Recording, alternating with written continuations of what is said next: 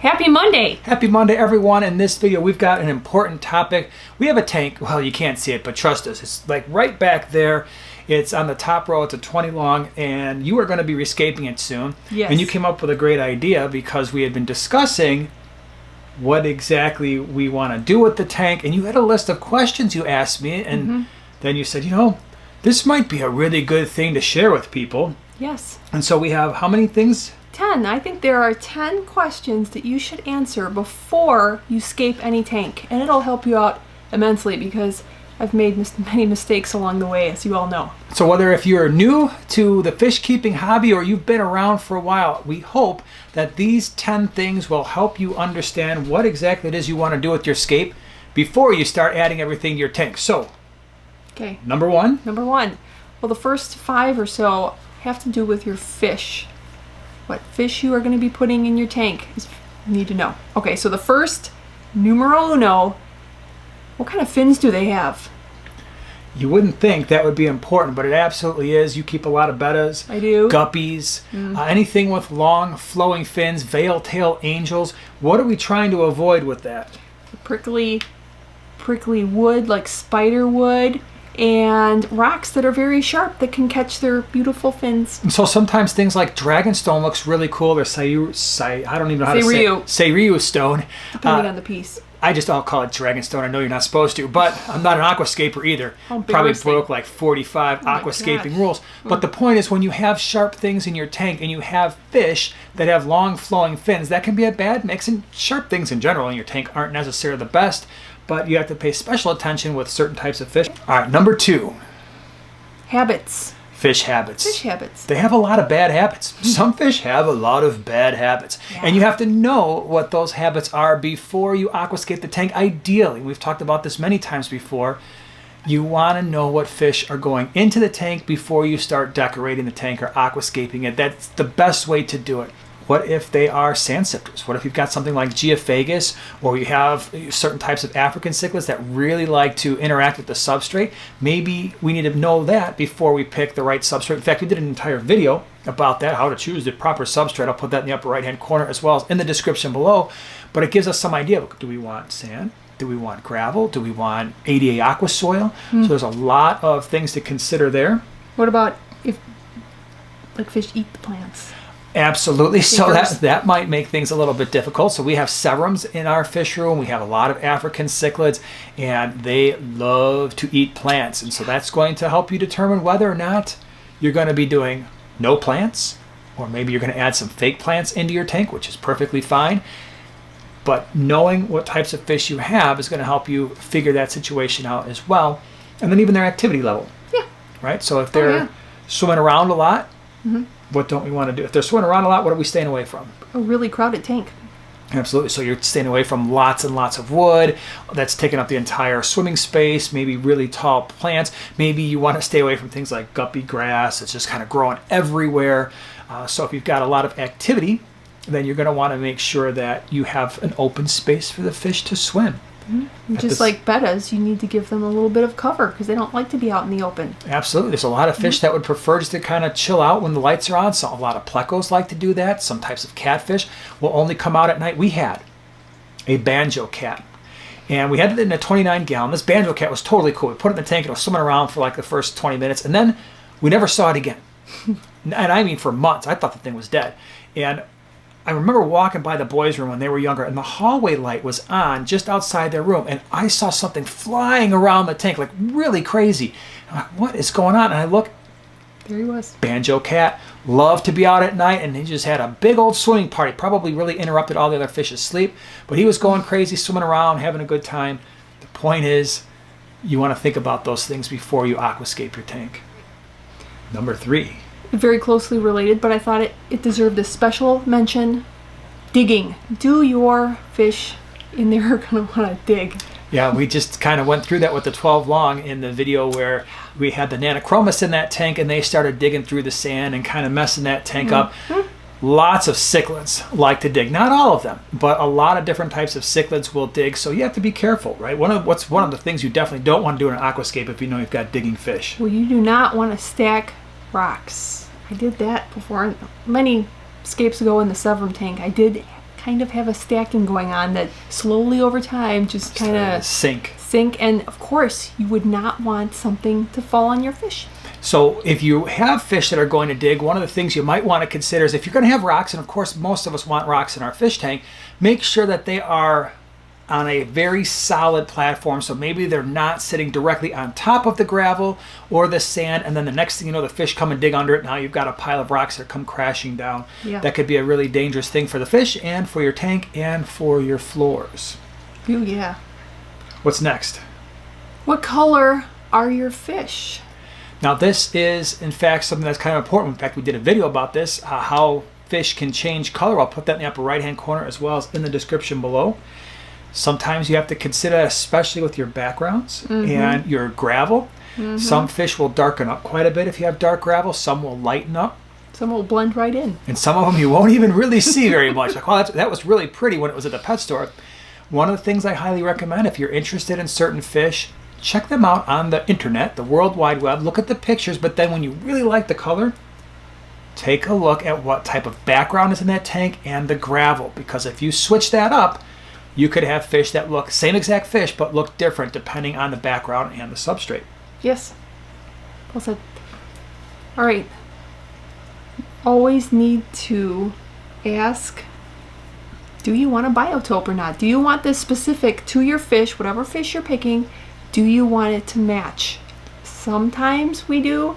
Usually he does not need the biotope to match the particular fish. Now, what do you prefer?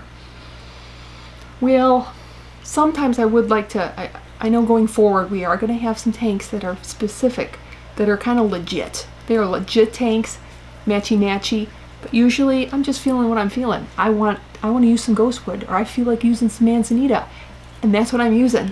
So one of the really great examples that we recently did was the 55 gallon where we have Mbuna cichlids, which are from Lake Malawi, where there isn't a lot of wood in that setting. There's also some electric white knight owlies. I knew the name would come to me, but that tank has got driftwood along with the rocks, and yeah, it's not exactly a biotope, but it's one of my favorite tanks, and so I don't really mind the fact that it's not biotope specific. You're kind of a rebel. I'm a rebel. I like that. All right, so number 6, what do we have? You need to know the tank size and also the dimensions of your tank for obvious reasons. What obvious reasons? Probably, well, if you want to use a really sweet piece of manzanita or a piece of ghostwood, you're going to need to check very closely to make sure that that piece of wood fits in. And usually you don't want to exceed like a 2/3 rule, somewhere around there. I have gone to scape a tank and not really, I kind of eyeballed it. It doesn't fit. It might be too wide, might be too tall, or it might take up the entire tank. Not really a good look. So you could save yourself some time. And one of the things that I always specify in any tank that's going to be done is you need to leave room around the glass, especially the front panel, to make sure that you can get an algae scraper down there, make sure you can get a gravel vac right along the edge of that glass in some cases. Because if you can't, and now you've got a piece of wood or some rocks that are really up against that glass and you can't clean it, it's going to look bad. It's going to look great at first, but it will wind up looking not so great later on. So at some point we'll talk about some of our favorite tank dimensions to scape. In fact, we did a video on how there's a lot more to tank size than just the volume in gallons, which I will also link that in the description below if you want to think more about tank size and how it can impact how you keep fish. Number 7. Number 7. You might want to consider what your skill level is. I've attempted ones that are way too high, and it gets really frustrating really quickly. Absolutely. Not everything needs to be the most wonderfully high-tech scaped thing that you can possibly have. You have to find your comfort level, and that's the ultimate most important thing is when it comes to all the types of decorations you have, find something that you're happy with. Yeah, and practice makes better. Absolutely. Number 8. Number 8, lights. What lights do you have? Lights are huge for a number of reasons. I did a video on the beginner's guide to lights, which I'll put in the upper right hand corner, but it's a really important decision because if you have lights that are too weak to grow plants, well, that decision is made for you. So a lot of the kit tanks that you would find where maybe the lights are like actually glued into the hood and they're not necessarily labeled for plants, could you keep some low light live plants in those tanks? Sure. but it might not be the best, and that will limit you in terms of your options, right? If you've got really great lights that you spent a lot of money on and you've got a very shallow tank, you have to manage that as well, because you could actually have too much light going into your tank. Done that too. Yep, lights make a big difference. My first tank, do you remember the plant that I absolutely had to have? And you said, I don't think the lights are bright enough. You're not going to be happy. I got it anyways. Remember? I don't remember, but Monte Carlo, because it was so cute and tiny. It died. Yeah, it was not a good fit. But sometimes you got to learn these things. Now I know. See, it's stuck in there forever. You can't tell somebody everything. You know, they're not always going to listen. Sometimes you just have to let them make their own mistakes. That's what I did. Number 9. This is a big one.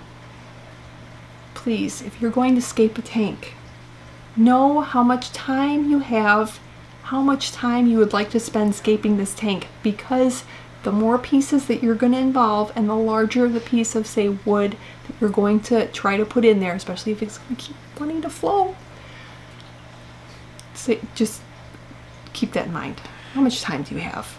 Time to scape a tank obviously is going to be a bigger part of that decision-making process, but I think the maintenance aspect, once you have it set up, that's one thing, but a lot of the really awesome scapes that you see some of these people do on the internet, or you go to an aquarium show, like, wow, that looks amazing, or maybe even a pet store and they've got something really nicely aquascaped, understand that it takes a lot of time to set it up, but it takes a lot of time to make it stay looking as nice as it does. That's why often you'll see someone set up a really great scape and then 6 months later they'll say something like, yeah, this scape kind of got overgrown, it's time to redo the tank. Yeah, because it's a lot of work. And so what you see on our channel often, and I will put the playlist for Joanna's Aquascapes up here in the upper right hand corner, as well as in the description below, but we try to do things that are realistic for most fish keepers. That's not going to cause you to spend hours and hours every week pruning and picking plants and trying to get the algae out and trying to maintain this meticulous scape. The scapes that we tend to do here are scapes that I think most people could eventually manage and do a good job with. Yeah, well, like the Scarlet Baddest tank, it's not very fancy. However, there's a lot of winding little pieces of spiderwood, and it's a little tricky to clean. So I would probably keep that in mind if I were to escape another size tank, like a bookshelf tank. I would keep that in mind. Like, that's a real stinker to clean. And number 10. This should have been number 1, but we're going to wrap it up with number 10. Should have been number 1. In the end, just do what you like. We've talked about this many, many times before, and on this channel we've never wanted to give the impression that if you're not using real wood and real rocks and real plants, you're somehow less of a fish keeper. That quite simply isn't true. A lot of people who start out in the fish keeping hobby are interested in the fish, and later on, as the hobby progresses and as they gain more experience, maybe they want to dabble in live plants or add different types of decorations to their tank. But the reason why there are so many fake plants in the aisles of your big box stores is because it's easy. Mm-hmm. And sometimes when you're starting out, you don't want to complicate your life. You just want to add the fish, make sure that they're healthy. You've got some plastic plants and maybe a really cool little castle that makes bubbles in the center of your tank. There's absolutely, positively nothing wrong with that. There are fish that we have in our fish room. They will eat all of our live plants. But we still want to have a little bit of green in the tank itself. Our Geophagus top hose tank is the perfect example. We've actually mixed live and fake plants. If you want purple and green and pink gravel to go with your red and blue plants, have fun. Do it. As long as the stuff in the tank is okay for the fish and it's not going to make them sick, if that's what you like, then that's what you put in the tank. You want a little bubbly guy? Put a bubbly guy in there. The bubbly treasure chest is absolutely a ton of fun. So please, when it comes to aquascaping your tank, do what interests you. As long as it's healthy for the fish and giving them the environment they need, that's what's important. That's a wrap. That's a wrap. So those were the 10 things to consider when you are aquascaping your fish tank or decorating your tank. Hope you enjoyed the video. Have a good week. See ya. Bye.